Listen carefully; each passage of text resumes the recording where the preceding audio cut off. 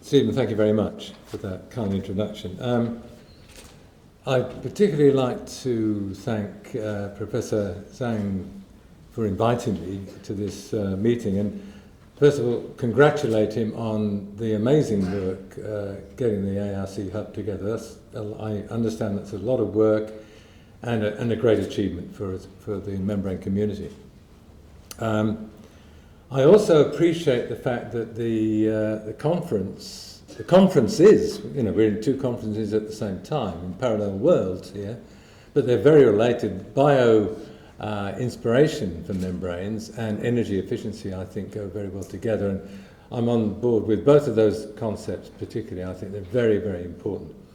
Now, how do I get my talk started? Do I just simply... No, I don't.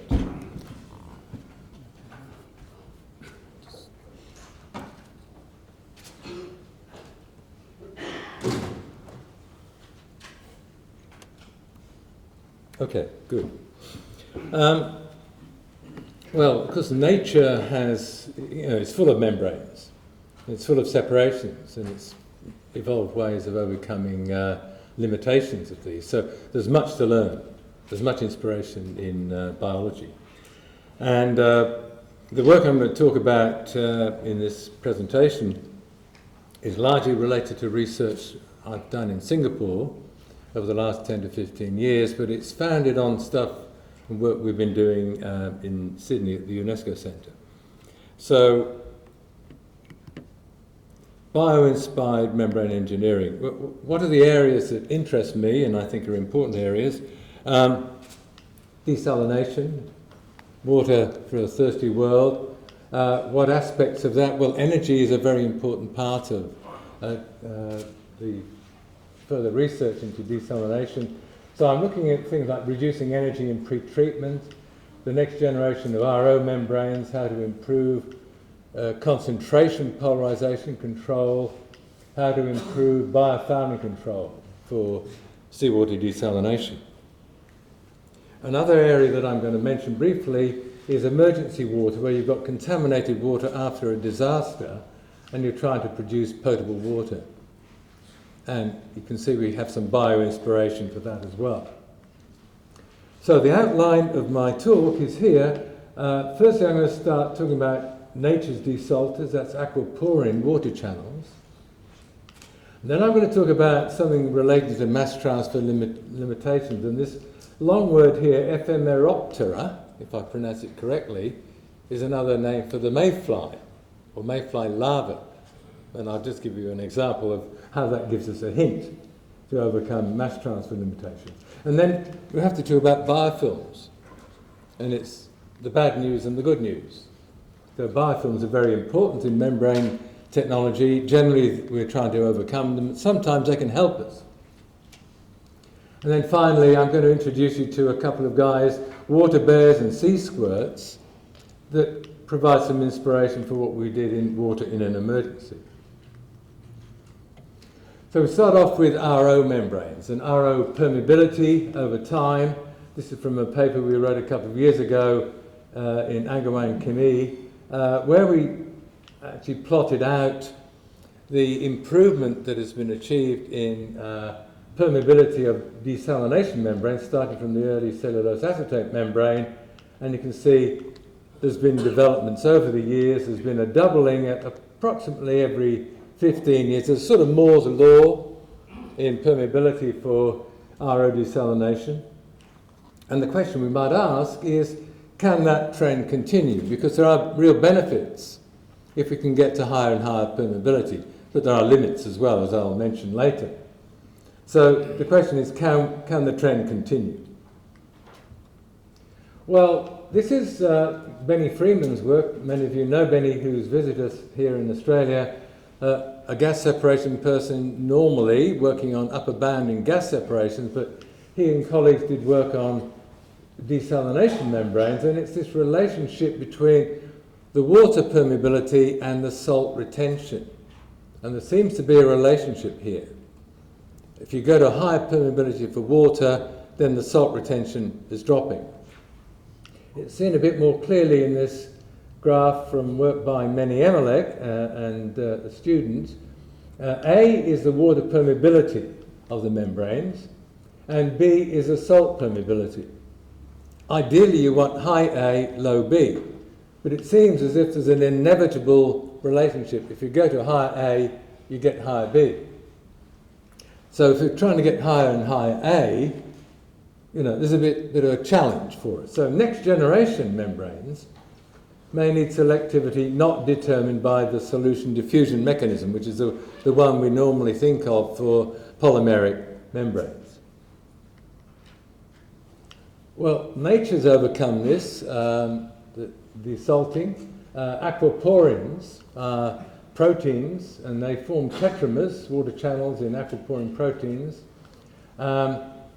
They're about 24 to 30 kilodaltons, found in all living cells. Apparently, we humans have 7 different types of aquaporin in our body. Did we know that? The aquaporin that most people do research on actually comes from E. coli. That's aquaporin Z or Z. They're characterized by very high water permeability and very low salt transmission. And Peter Agre got a Nobel Prize for telling us about aquaporin, identifying them. And he said they're the plumbing system for the cells.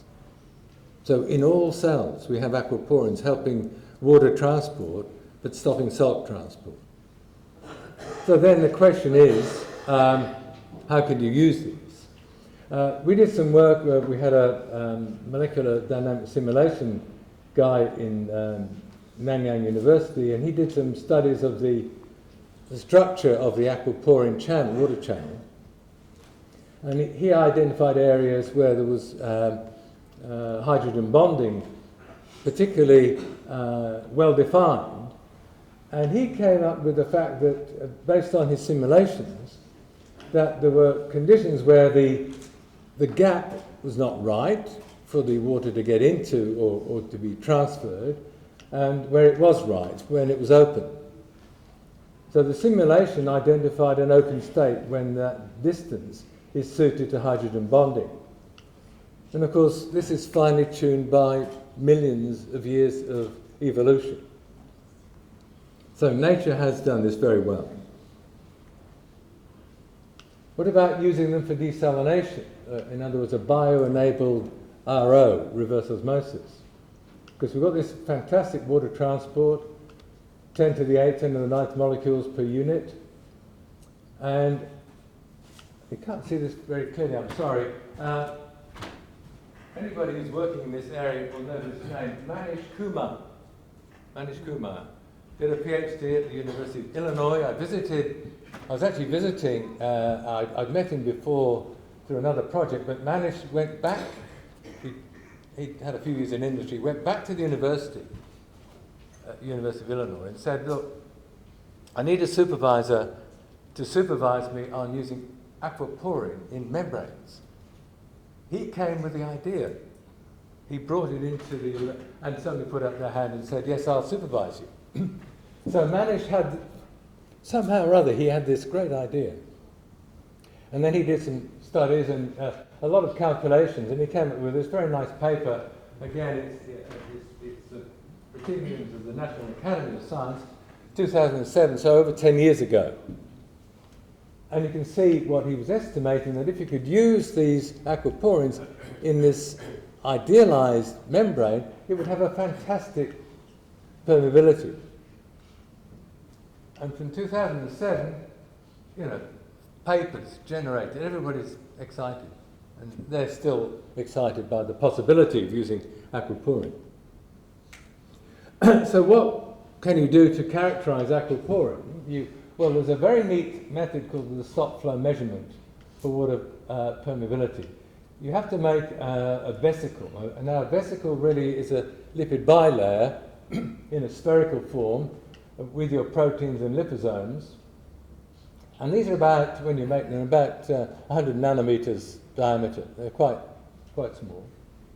And then to test them, to find out the permeability of that wall which contains your aquaporin, you mix it with, so you've got your vesicle suspension, you've got a very high strength, high osmotic strength solution. You mix them together, and of course the water, if it can, will come out of the vesicle, and the vesicle will shrink.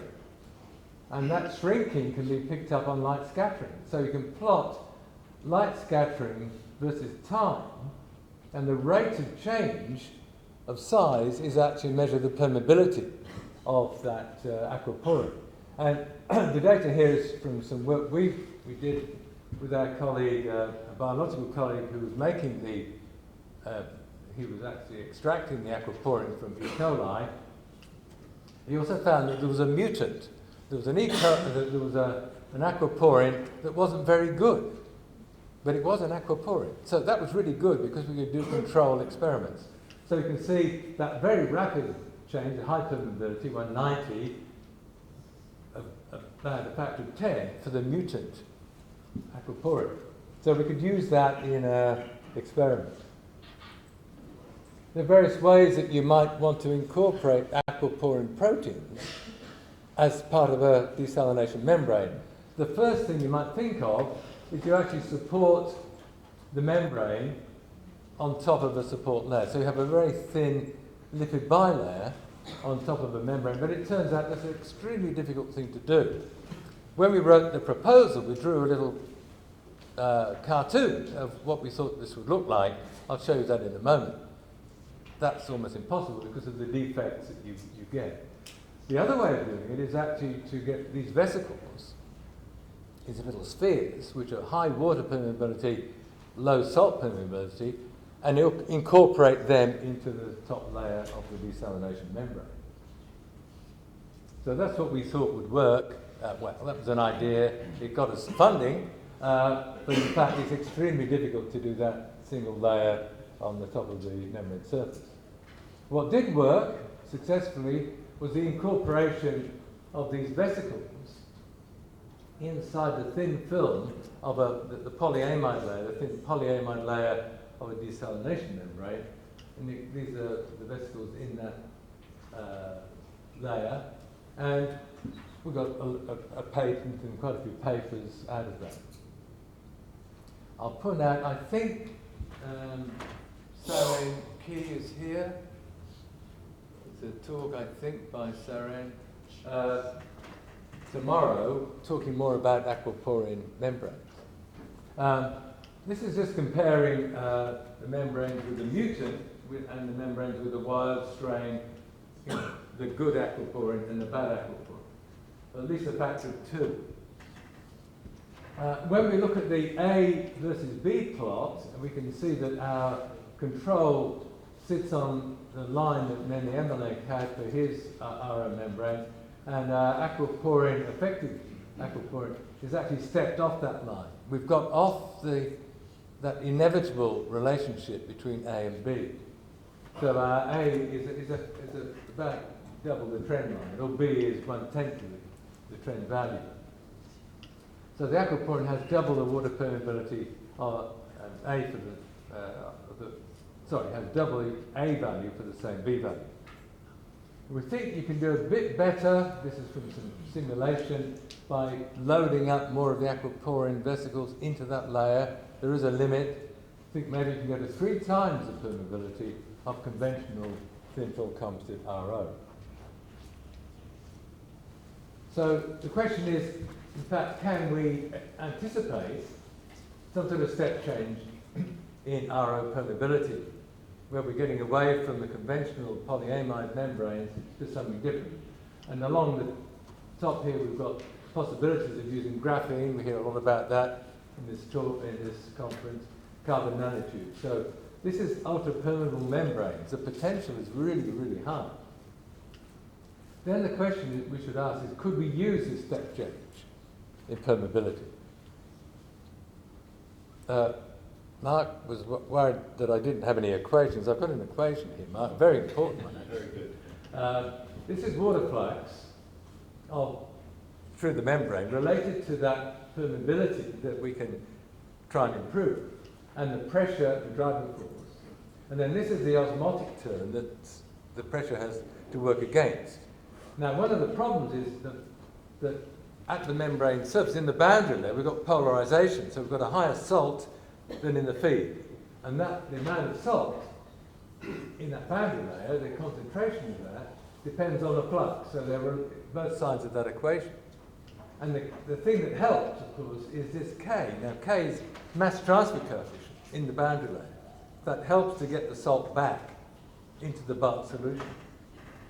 So you can see if we're down here somewhere, currently, in terms of our A values. And if we want to go for a factor of 10, 20 or more, with a typical mass transfer that we can get in our typical desalination device, we're just going to run along that line and not get any more water flux.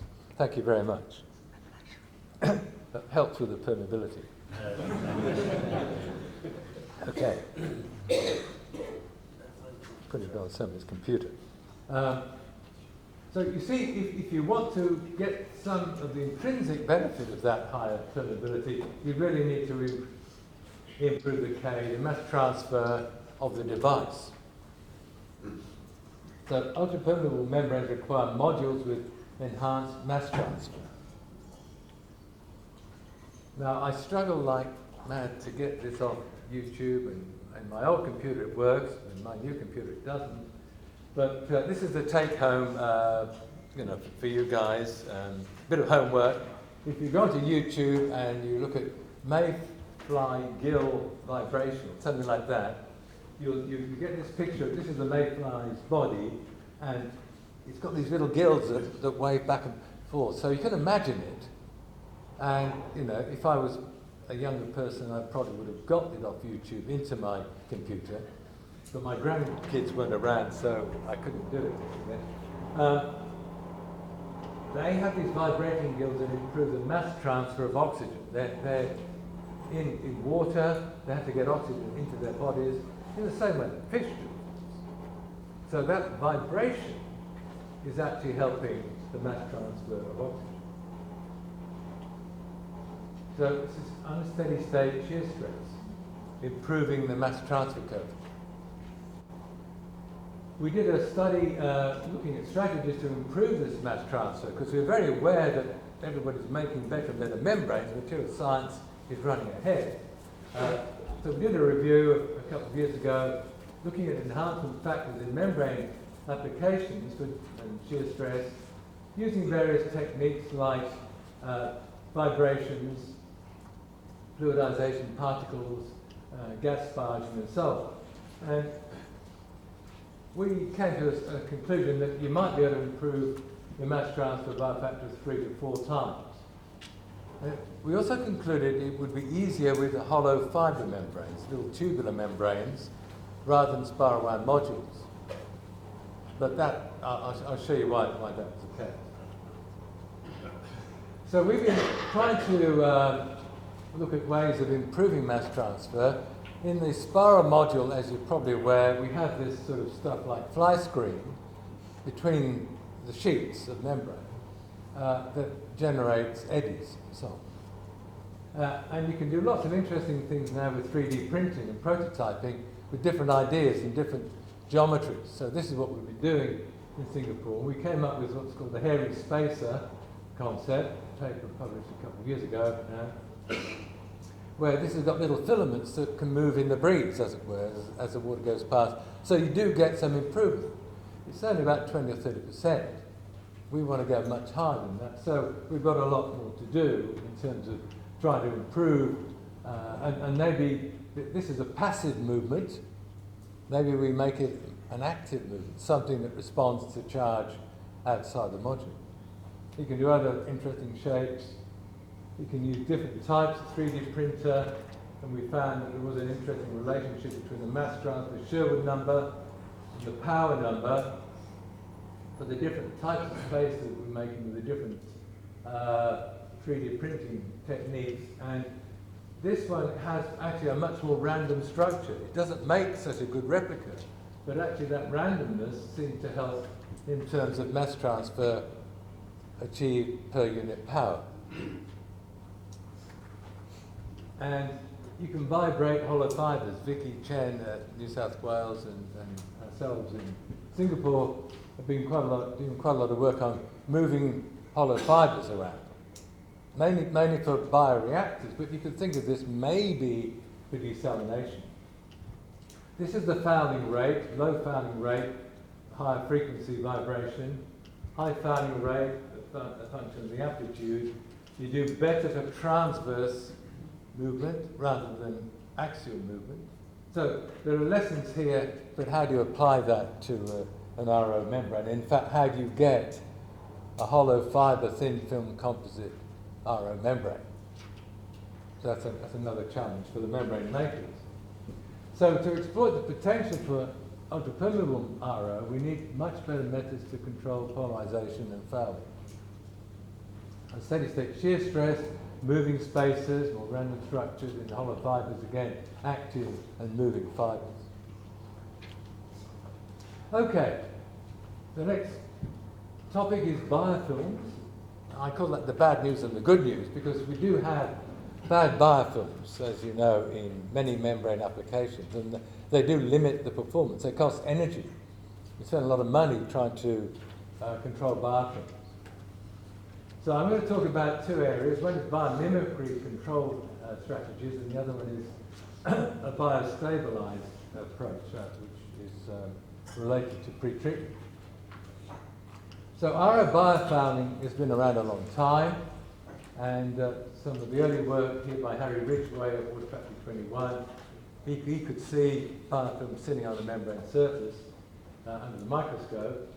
And these are some of his researchers, I think, looking at doing an autopsy. The long term. There's a human body there. Oh, there you go. Anyway, you need to do an autopsy to see these things.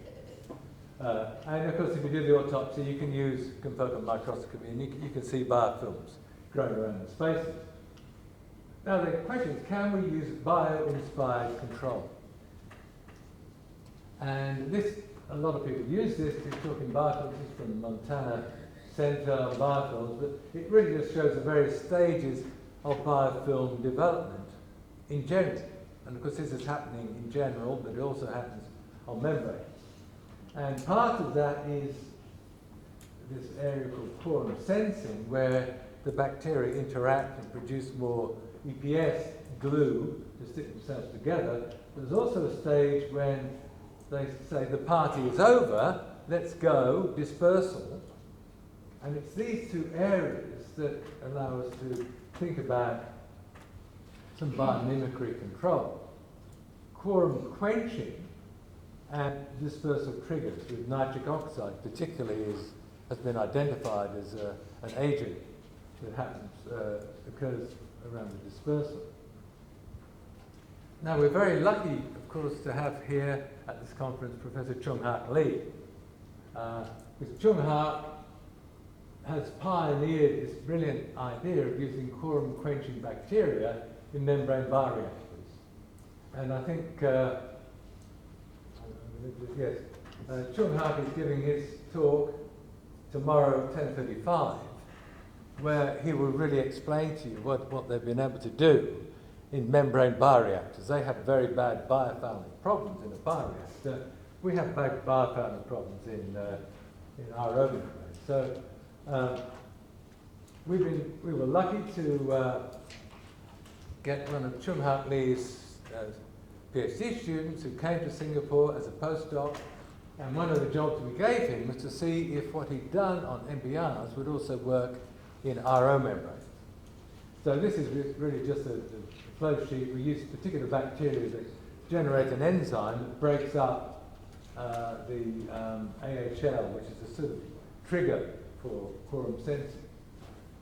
And this is a transmembrane pressure over time. This is published last year in Water Research. It's not a great result, but I do recall, Chung-Hak, that your early papers, again, you didn't get a really great result. I know that now he's been able to really extend the fouling delay in MBRs for a very long time. That is, however, significant and totally reproducible. needs to be optimized, but it does, we've actually done something to trick the biofilm into not producing the enzyme. Not to produce the EPS. The other stuff is nitric oxide, and this is work that's been come out of the University of New South Wales. Professor Stefan Kellerberg, who is now at Nanyang University in Singapore, his group found that nitric oxide could be used to disperse biofilms. And again, you can see we can do similar things. We can delay the fouling. And what's really interesting for me is that when I first heard about this, Scott Rice, who is also now in Singapore with Stefan Kellerberg, showed there was significant synergistic interactions between the nitric oxide dispersal and other agents. So I think this synergy may be going to help us in terms of controlling the biofilms. Okay, so that's biomimicry. What about a beneficial biofilm? This is work that was done by Wouter Pronk and his student Ewag in Switzerland, published over 7 or 8 years ago on gravity-driven water treatment. Now the interesting thing here, of course, is that this is very, very low energy. There's no chemical addition, there's no backwashing. The energy is extremely low. The problem is that the water flux is also very low. So the water flux is of the order of 5 to 10 litres per metre squared hour on river water, but all these beneficial features. And what they realised, they could analyse, they had a biologically stabilised film on the top of their membrane. So this was a beneficial biofilm. And the energy for water production was less than 0.01 kilowatt hour per cubic metre. About a metre head of water was required. So they've been looking at developing country water supply, and we got together and chatted about could we look at this as a low energy pre-treatment for seawater RO. So that's what this slide is all about. The seawater, coarse screen, gravity-driven membrane filtration through RO. This is showing the fouling rate. This is actually from the commercial plant, and this is from our plant, and you can see that our fouling rate on the RO is much lower than the commercial urethane. And the energy used is, again, 0.01, it's negligible. It's 1 metre head. We were able to get a stable flux of about 20. And the biofilm was there, controlling the organics coming in, and we became aware that we had not only bacteria, but we had what are called eukaryotic organisms, microorganisms, biofilm grazers. Now, will this work? Yes. There's this guy controlling the biofilm. So it's a biofilm controlled by biology. This is a eukaryotic creature. It's a few microns long. You notice it consumes from both ends. It's very efficient. Okay. So that's bio-inspired, isn't it? Now what are water bears and sea squirts? Well, I had a student, Su Leng Lu, extremely good student, and I said, I'm really interested in trying to develop something relating to membranes and water in an emergency. So she did a beautiful review in Water Research, and many technologies were evaluated, but really she ended up with her PhD objective.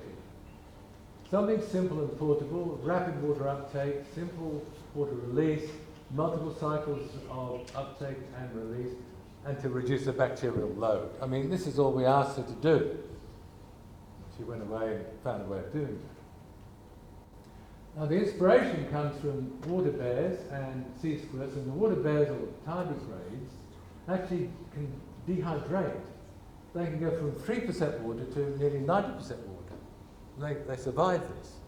So they can release water, they can uptake water, depending on their environment. The sea squirt can also take in water and will squirt out the water, and it will consume the bacteria that were in the water. So that's an idea. Can we uptake water, remove the bacteria or kill the bacteria and produce some disinfecting water? So she ended up making a cryogel, a bit like the hydrogels that Monash are doing, but this is a cryogel from polysodium acrylate network material. I have to go fairly quickly. It turns out that we can make this network material and it will pick up water very quickly. And you can see that it picks up,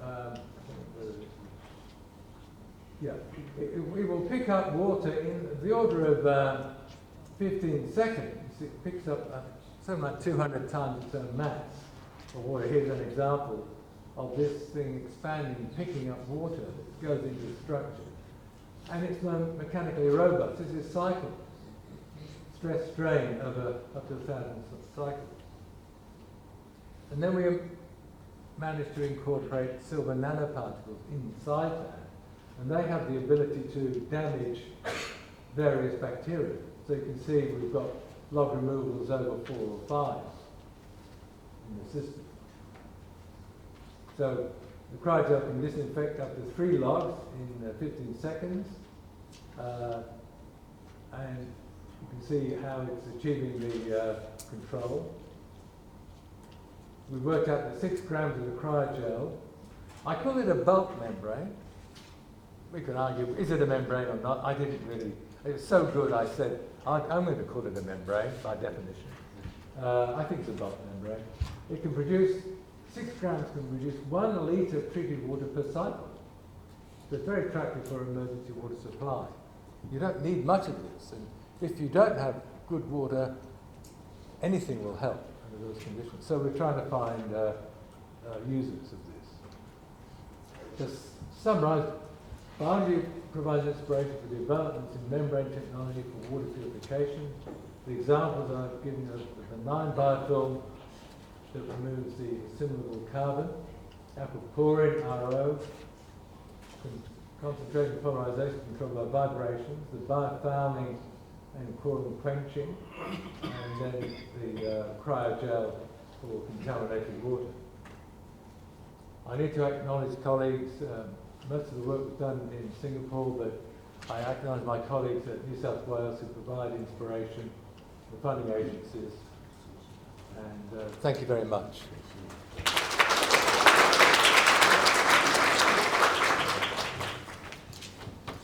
Thank you, Tony, for a fascinating talk on how we can look at nature and use that to improve our membrane processes or think about how we can improve them in other ways. So Tony's got up there questions, but unfortunately we don't have time for questions, but we would like to thank Tony for his presentation. Thank you very much. Thank you very much.